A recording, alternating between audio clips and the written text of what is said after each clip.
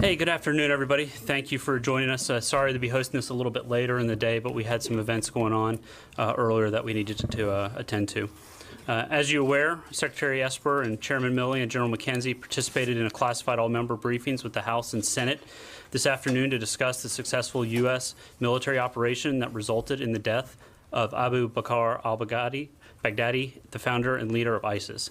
CENTCOM Commander General McKenzie is here with me today to share more details about the operation. But first, I'd like to add a few operational updates. Shortly after this briefing, and we'll actually have to wrap this up when we butt up against the time for the White House will be hosting a Medal of Honor ceremony for Army Master Sergeant Matthew Williams. Master Sergeant Williams is receiving this award for risking his life to save fellow special operators in Shuk Valley, Afghanistan during Operation Commando Rath in 2008. Master Sergeant Williams' leadership and bravery represent all that the Medal of Honor symbolizes, and we are honored for him to be presented with the nation's highest medal for valor. We're eternally grateful to men like Master Sergeant Williams that they choose to protect and defend this country. This event will be live streamed. We hope you all will tune in. Lastly, the Department continues to operate under a continuing resolution, which we expect to expire in 3 weeks. The Secretary and the Department have been consistent in our messaging that this is unacceptable, and we ask members of Congress to consider working with us over the coming weeks to find a solution to fully fund our operators. Every day where we do not have a final budget affects our readiness, affects our lethality, and affects our maintenance efforts. So we look forward to working with Congress on that. With that, I'll quickly turn it over to General McKenzie to make a few opening remarks, and then we'll be happy to take your questions. Thanks, John. Good afternoon, ladies and gentlemen. Thank you for joining us here today. As the commander of U.S. Central Command, I was the operational commander for the mission against Abu Bakr al-Baghdadi, so I'm here to provide additional details on the mission that resulted in his death. I have some prepared remarks, and then I'll take a few questions on the raid at the end. Let's get the first slide, please. As the symbolic founder and self-proclaimed leader of a murderous gang of terrorists that once controlled a large swath of territory in Iraq and Syria, and which committed an untold number of atrocities there and abroad, Baghdadi was a priority target of U.S. Central Command. Baghdadi was the subject of an intense interagency effort to bring him to justice, and that effort significantly advanced recently as we closed in on his whereabouts. As it became clear that we had gained fleeting and actionable intelligence on his hideout, we developed an execution-level plan designed to capture or kill him and started preparing a special operations team for the mission. I initially briefed department leadership on the intelligence and the plan. Last Friday, October the 25th, with the approval of Secretary Esper and Chairman Milley, we then extensively briefed the President on all aspects of the plan and the risks involved in its execution. Next slide, please. The general outline of the mission was a helicopter assault by Special Operations Forces that were pre-staged in Syria, launched against an isolated compound in northwest Syria where Baghdadi was suspected to be hiding. Following the assault, which was designed to capture or kill, the team returned to its staging base. While that concept sounds simple enough, I can assure you that the plan was significantly more complex than that and designed to avoid detection by ISIS and others prior to and during execution, to avoid civilian casualties, and with enough air cover, including armed helicopters, multiple unmanned strike aircraft, and fourth and fifth generation fighters to support and defend the assaulting forces. I will also note that the plan accounted for the assumption that we would find multiple children at the objective. As you will see, we took steps to minimize innocent casualties. With the approval of the President, and with prior contact to Russia and Turkey for the purpose of deconfliction in order to reduce the risk to U.S. forces and prevent any state actors in Syria from miscalculating and interfering with our forces, I ordered the mission to commence from my headquarters in Tampa at around 9:00 a.m. Eastern Time on Saturday the 26th. Throughout the day, I was in contact with the President and his national security team as they monitored from the White House. Let me have the next slide, please. Here we see the object of the assault, the compound where Baghdadi was hiding. As I noted earlier, this isolated compound was in Idlib province in northwest Syria, approximately 4 miles from the Turkish border. It's an area that we have not traditionally operated in, and roughly a 1-hour helicopter flight from our staging base in Syria. We assessed that he was hiding in Idlib province to avoid the intense pressure that had been put on ISIS and other places in Syria. Once the assault force arrived at the compound, fighters from 2 locations in the vicinity of the compound began firing on U.S. aircraft participating in the assault. These individuals, who we don't assess were affiliated with Baghdadi, but nonetheless demonstrated hostile intent against U.S. forces, were killed by 2 airstrikes from supporting helicopters. Let's run the next video, please.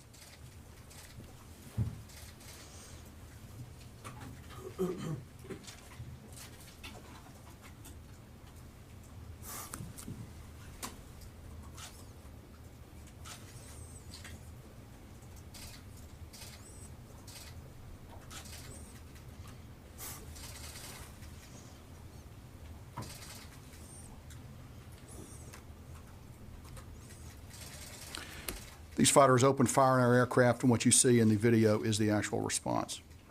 With the assault force surrounding the compound, we repeatedly urged those inside to come out peacefully.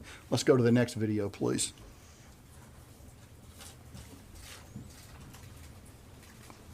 So this is a video of the assault force actually closing up to the compound. Those who came out of the building were checked for weapons and explosives and moved away from the immediate area. U.S. forces detained and later released the non-combatants. The group was treated humanely at all times and included 11 children. I want to make it clear that despite the violent nature of the raid and the high-profile nature of this assault, every effort was made to avoid civilian casualties and to protect the children that we suspected would be at the compound. 5 ISIS members inside the compound presented a threat to the force. They did not respond to commands in Arabic to surrender, and they continued to threaten the force. They were then engaged by the raid force and killed. There were 4 women and 1 man. After this engagement, and once established inside the compound, U.S. forces discovered Baghdadi hiding in a tunnel.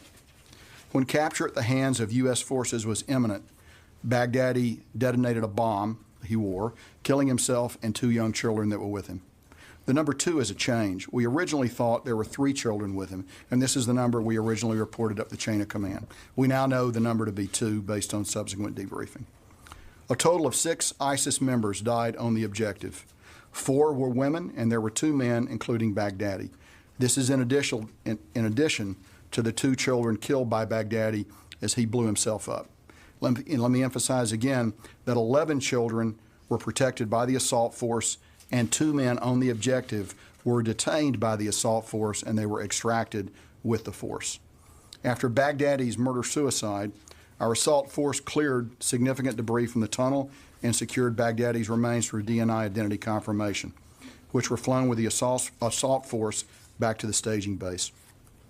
Following collection of samples for formal DNA analysis, Baghdadi's remains were buried at sea in accordance with the law of armed conflict within 24 hours of his death. While the assault force was securing the remains, they also secured whatever documentation and electronics we could find, which was substantial.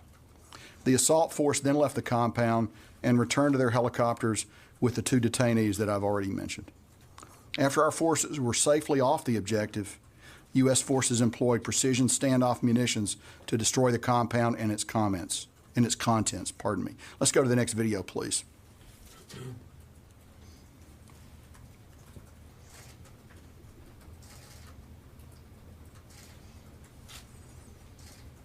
So what you'll observe are U.S. standoff munitions striking the compound. For those of you that may have seen before and after pictures of the compound, it looks pretty much like a parking lot with large potholes right now. The operation was exquisitely planned and executed. It demonstrates the United States' global reach and our unwavering commitment to destroy ISIS, bring its leaders to justice, and to protect America and others from people like Baghdadi. The mission was a difficult, complex, and precise raid that was executed with the highest level of professionalism and in the finest tradition of the U.S. military. Since there is a significant interest in military working dogs, I wanted to provide a little background information on this fine canine. Next photo, please. And actually, let's go back a moment. Before I actually go to the dog, I would just like to show you the before and after pictures of the raid compound. You can see the way it looked before, and you can see the way it looks, the way it looked afterwards. So it's pretty clear the success of the standoff munitions that we employed to ensure that it would not be a shrine or otherwise memorable in any way. It's just another piece of ground. So let's go to the dog picture. U.S. Special Operations Command military working dogs are critical members of our forces. These animals protect U.S. forces, save civilian lives, separate combatants from non-combatants, and immobilize individuals who express hostile intent. This dog is a 4-year veteran of the SOCOM Canine program and has been a member of approximately 50 combat missions. He was injured by exposed live electrical cables in the tunnel after Baghdadi detonated his vest beneath the compound. I will also note he has been returned to duty. Finally, I would like to address the DNA analysis that was conducted to confirm Baghdadi's identity. The final slide, please.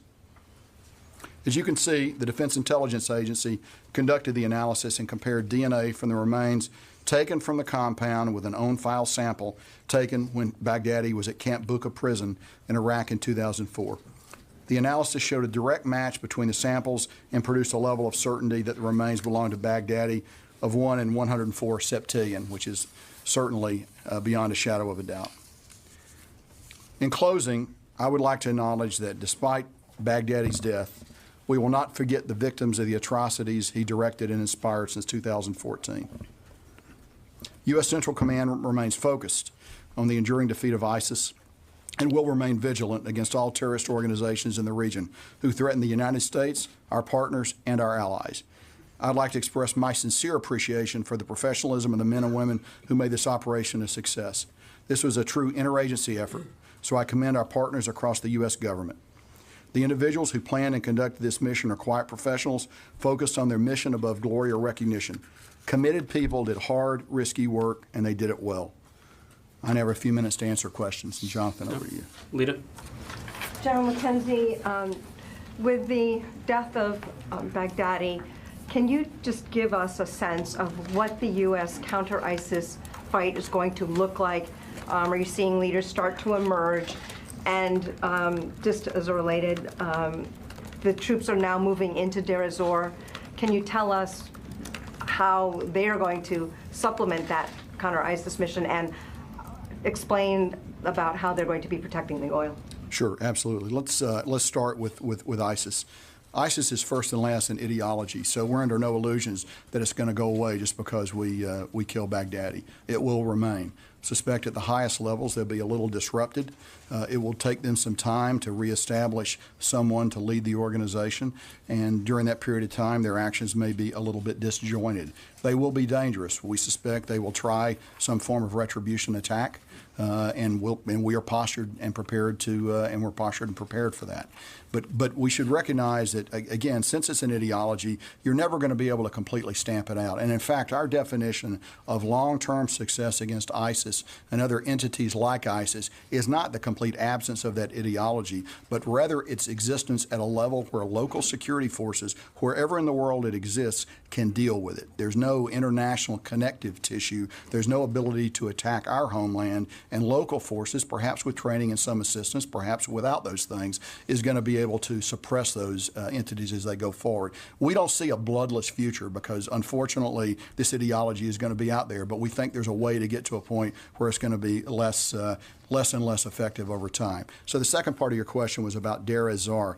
What we want to do is ensure that ISIS is not able to regain possession of any of the oil fields that would allow them to gain income going forward. So we've got forces at Deir ez-Zor. That is, we have brought in some reinforcements there. We'll await further decisions of the U.S. government about how that plan is going to look in the long term. And I wouldn't want to get ahead of the Secretary of Defense in describing that. But as of right now, we have secured the oil fields at Deir ez-Zor, generally east of the Euphrates River, in the vicinity of Conoco and Green Village, for those of you that follow the details on the ground. All right, Phil? General, could you confirm that Baghdadi, his final moments, there was the president said that he was whimpering and crying in his final moments, and also, could you give us any better sense? You talked about a substantial electronics recovered from the site. Could you elaborate a bit on what that means? Sure. So let me start with the second part. No, I can't tell you anything about what we took off the site. You'll appreciate that. We're going to exploit that, and we expect it to help us as we go forward. So now about Baghdadi's last moments. I can tell you this. He crawled into a hole with 2 small children and blew himself up while his people stayed on the ground. So you can deduce what kind of person it is based on that activity. So that would be just my empirical observation of what he did. I'm not able to confirm anything else about his last seconds. I just can't confirm that one way or another. All right. Louis? Sir, Were there reinforcements? Did any other ISIS personnel try to approach that position? And was there fire that was exchanged? There's footage of a white van that was riddled with bullets that was right next to the scene. Sure. So there were no other ISIS forces in the area. We are completely confident of that. He had been up there for an extended period of time hiding.